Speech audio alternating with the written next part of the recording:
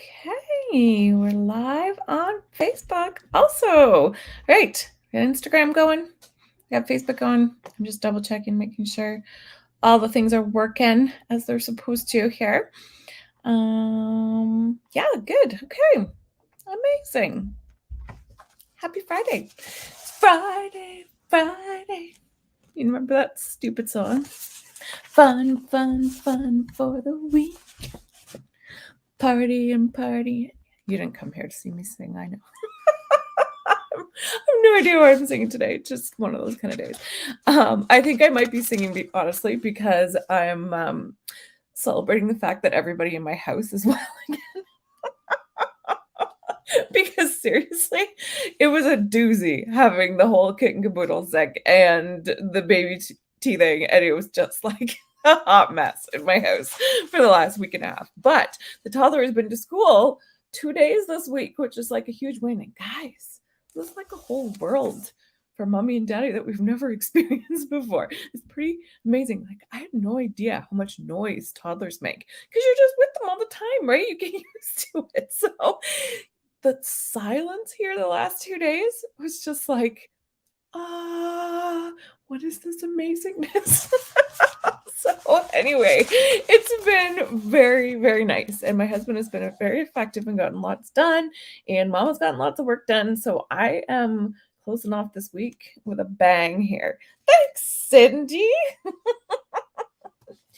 I've been working on, buying myself some clothes that actually fit. Cindy says, for everybody on Instagram who can't see what she wrote on Facebook, but she says, love your shirt, which is very nice. But I've been working on buying myself some stuff that I feel good in because I think this body might be sticking around for a while. I'm still fighting, you guys, to get to the point that I can regularly commit to taking good care of me, but I'm working on it. We're getting there. Okay, so how's everybody doing? Give me some like thumbs up, hashtag live if you're here.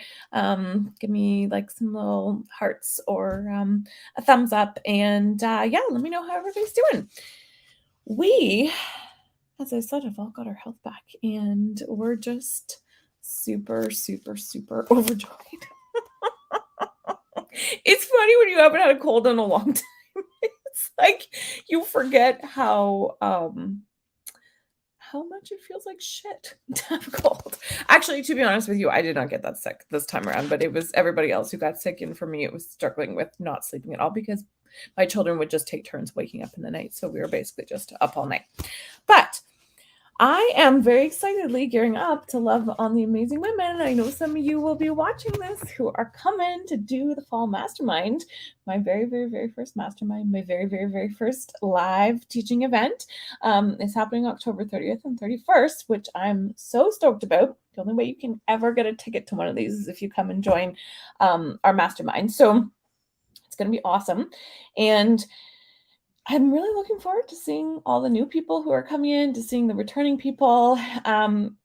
You guys can expect a lot of emails from me in the next 2 weeks with details, but I did send one out yesterday. So if anybody did not get it, I'm telling you here just simply because I need you to go and check your email for an email from Anna at antifragilefmd.com and just hit reply and let me know you're getting them. So that way I know I haven't been like somehow blocked from your email because for whatever reason, sometimes I get blocked. There's always a few people that miss the emails and I don't want anybody to miss any important details. Okay. So let's see. Today I want to talk about a mistake I've made over and over and over and over again way too often. And, it's been a part of my journey with burnout as a physician. It's been a part of my journey with burnout as an entrepreneur. And I'm really only just starting to understand how much this has delayed my healing and my recovery from so many things that I've struggled with in the last couple of, not in the last couple of years, in my whole life, quite frankly. But what I'm talking about today is I'm talking about prioritizing getting things done over yourself, over your self-care, over your well-being. Anybody do that ever? Raise your virtual hand if you've done this before, okay?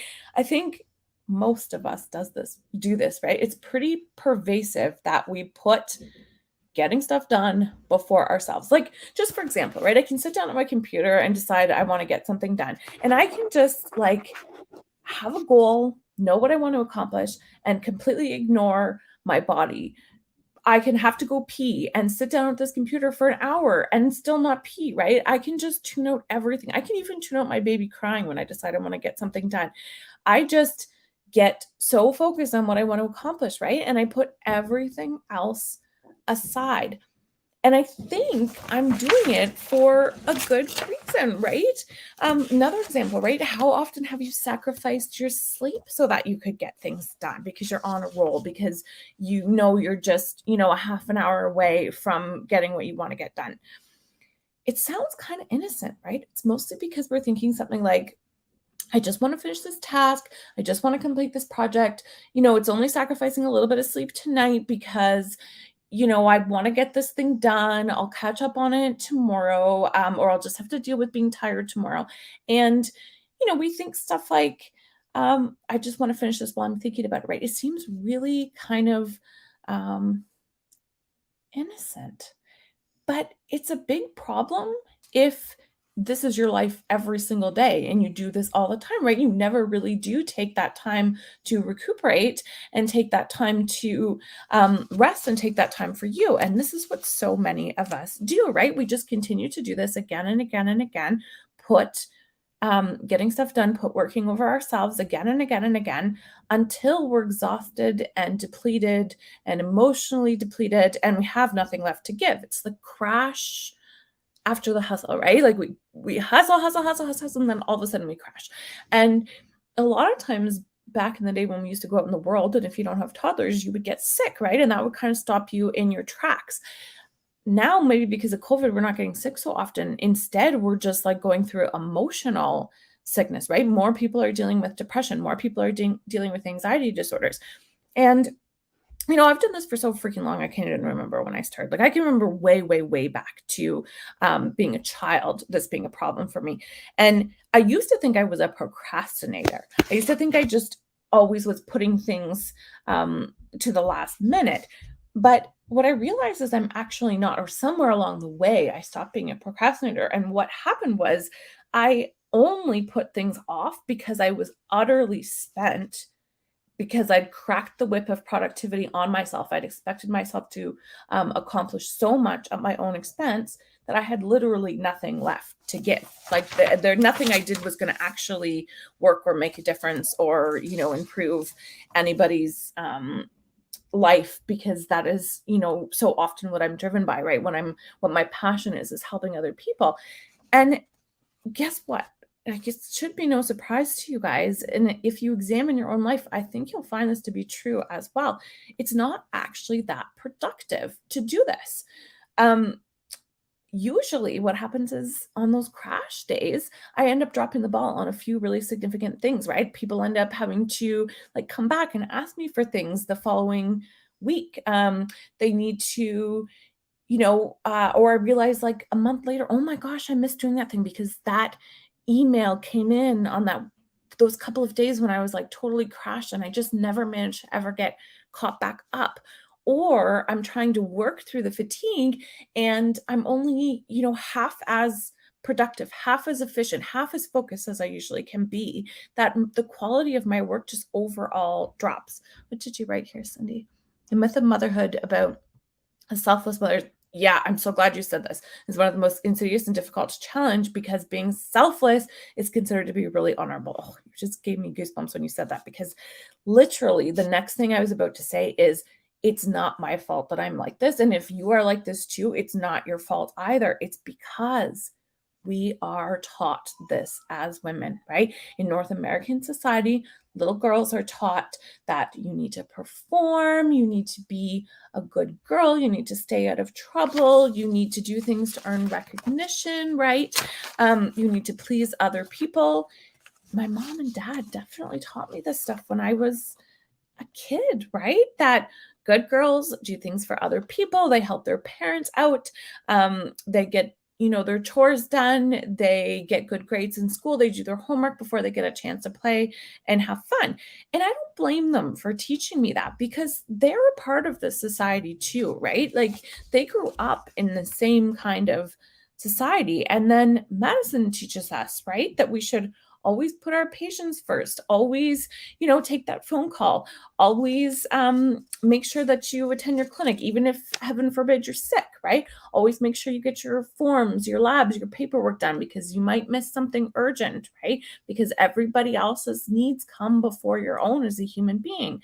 You need to do all of this before you can take care of yourself. But you should be able to take care of yourself, right? You should be doing some self-care because you guys are all burned out. That's how I feel like the culture of medicine is, right? Like, people like to use these buzzwords of burnout and, physician wellness, but it's like we're still going to point the finger at you and tell you need to do more of the things we think that you need to be doing in the same sentence, right? As we tell you that physician wellness is important, just add it to your list. And then add in motherhood, like what Cindy was talking about here, right? Of course, you put doing things for your kids before yourself, especially when your children are really young and they're dependent on you. Jill, I think it was you this week who told me that you were talking to a resident who said that the resident was talking about what they wanted to do with a staff, with a teacher in their program. And when they were talking about what they wanted to do, the mentor said to them, young physicians should go where they're needed, not where they want to go, because your purpose is to fulfill a need. You have a duty to fulfill a need, right? Like what you want doesn't matter at all, right? It's just built into the culture of where we train and how we learn how to be physicians. The message is ubiquitous, you guys. Get things done and prioritize getting things done over you and your needs and your self-care. So it's only really been in the last 2 years of my life that I've even begun to see how getting things done over myself and my well-being, how that doesn't necessarily have the intended effect of me serving people better. Okay. And actually, when I started to realize this is what created the most buy-in for me to address this problem and to start thinking about this.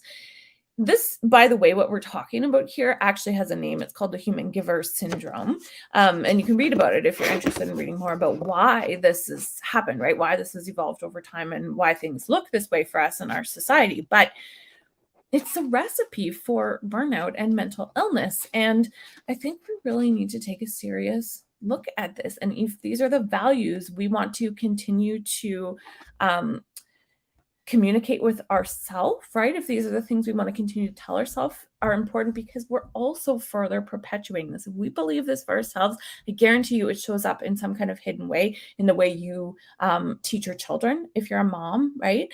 So I think it's just really important to pause and take a look at this and acknowledge it in our lives. So these are the 5 things that I have been doing to tackle this in my own life, in my own self-coaching work. And I'm just offering them to you today in case they resonate with you, in case they help you. I think they're just useful things for you to spend a little bit of time thinking about. So the first is I've started to say no to taking things on, or if they seem like really amazing opportunities that I'm tempted to take on, then I just say, I'll get back to you. I need to check my schedule. I need to, connect with my husband, because that gives me time to actually pause and look at my life and reflect on whether there's space for this. Because so often the desire for achievement, right, that like pull towards achievement, that is so strong for me that I get blindsided and I can't see that maybe this isn't the best choice for me to make. For example, there's been some unrest at my medicine practice in the last little bit, and I really felt passionate because I love to lead. Like I love to jump in there. I felt like I had some really good ideas, and I really wanted to jump in and join the board, okay, and throw my hat in the ring. And then there were a lot of people who were interested, and I was looking and I was like, this is the most engaged our group has ever been. Like, this is so fun. This is so appealing to me, right? To be part of this. And then I just sort of said to myself, like, what do I have to give up to do that? And I was able to say no and step back from it. And that was a really, really, really big thing for me. Like, I don't think I ever would have been able to do that before. In my past, I would have been telling myself it was my duty to do it. It was my responsibility. Another thing, they are trying to get some doctors to do some additional walk-in medicine here to reduce our emerge wait times.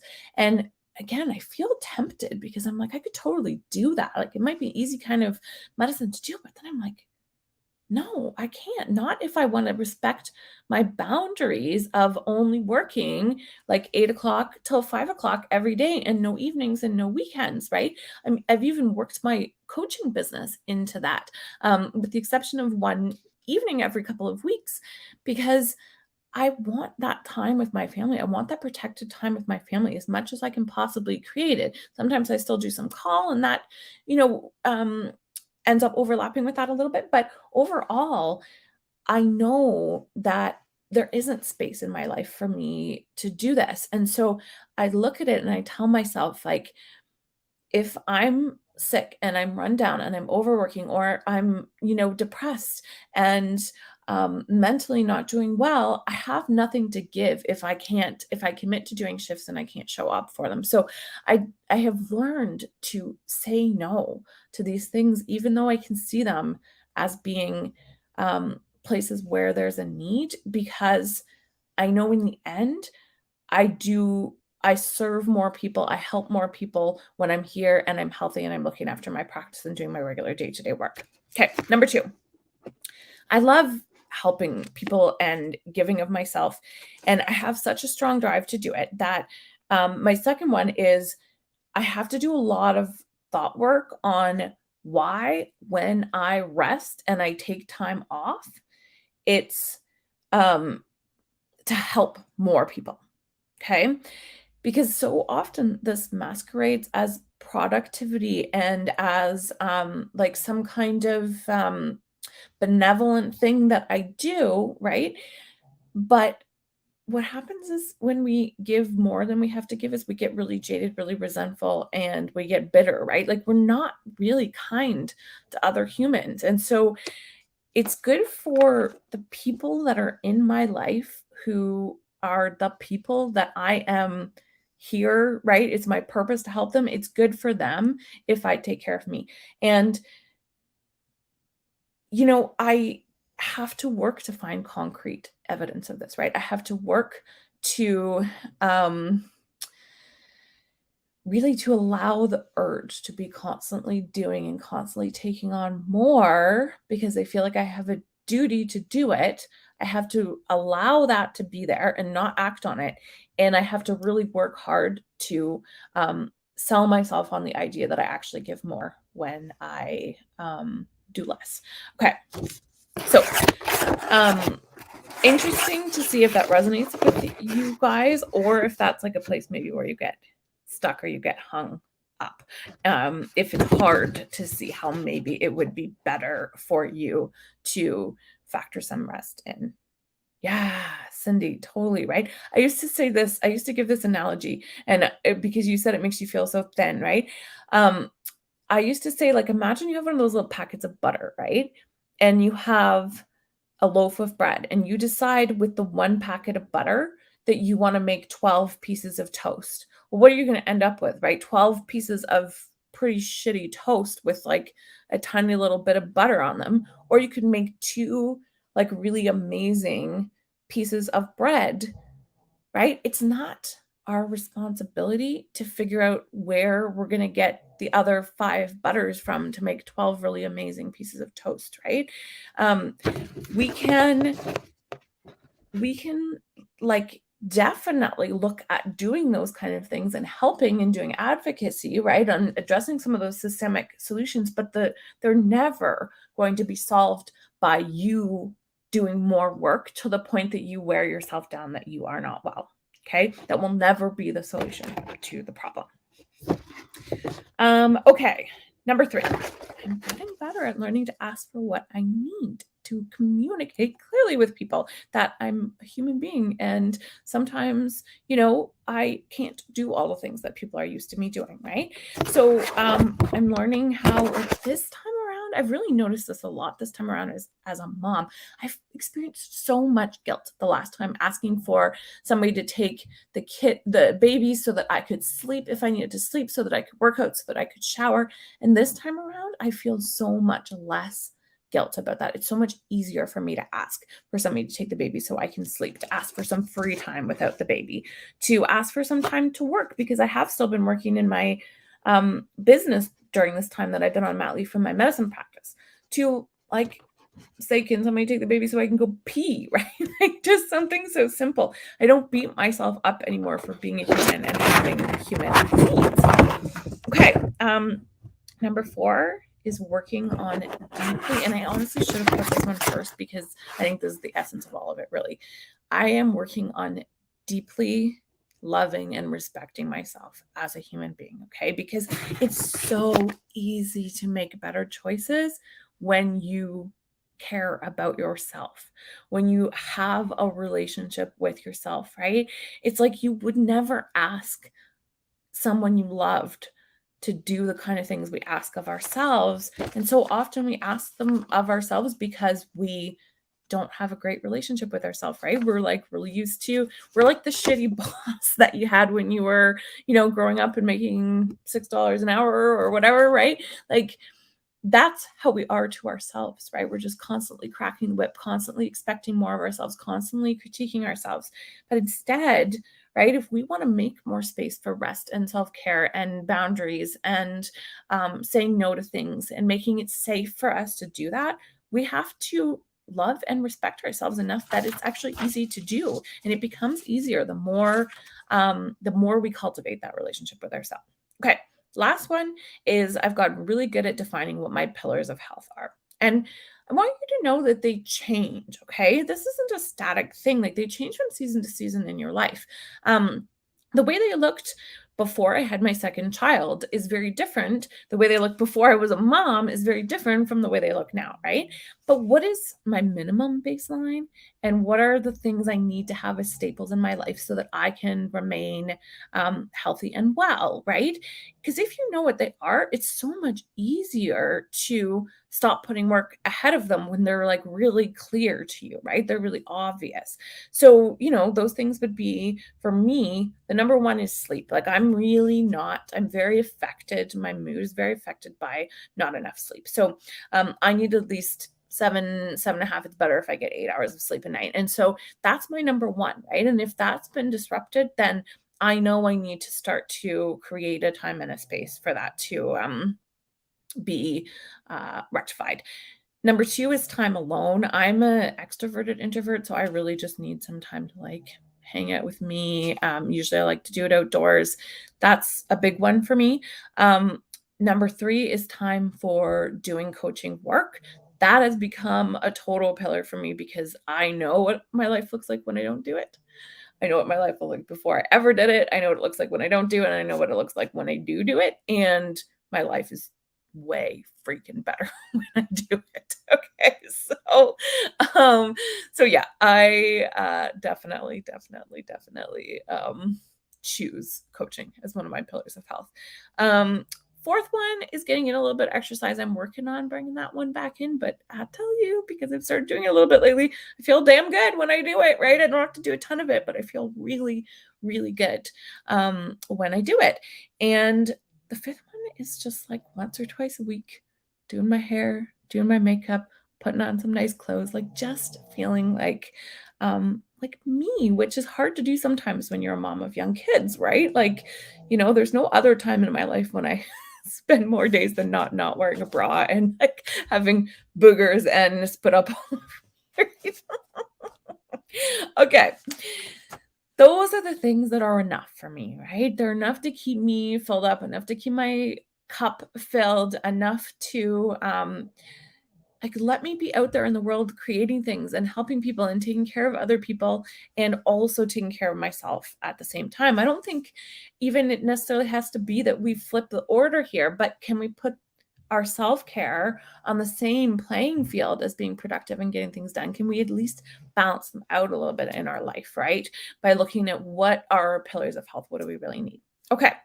Um, the last thing I want to say, right, is that the reason I do this is because I know that when my cup is full, that I truly am my most productive. I am my most efficient. I am actually my most focused, right? So I don't spend more hours doing a task that I could do in fewer hours. So um, that has been the biggest, like the most tremendous benefit of doing this has been that my performance actually improved. Okay, that's all I have for you guys today. Happy Friday. Friday. Do it again. For anybody that missed it at the beginning. Okay. Enjoy your weekend, everybody, and I will see you next week.